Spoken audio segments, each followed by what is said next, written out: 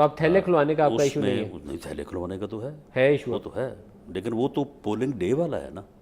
अच्छा, पोलिंग यानी डे देखिए रिलेटिवली इसके 3 सेगमेंट हैं।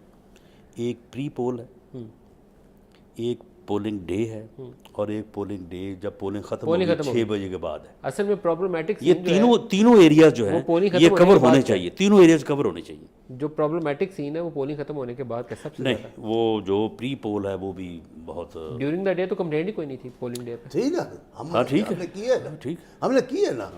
एक उम्मीदवार है हमारा, चेयरमैन है मेरा बिलावल साहब, उसके हल्के में जो हुई है हमारे सब एहतजाज बेकार गए।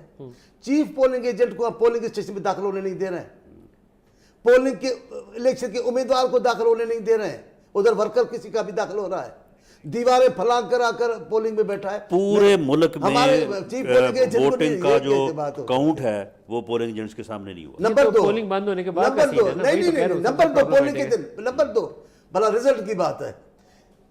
शहर के पोलिंग की इतनी होती है, ये कोई देहाती कबायली थोड़ी है, कोई 3 दिन आदमी जाएगा फिर स्टेशन पे लाएगा।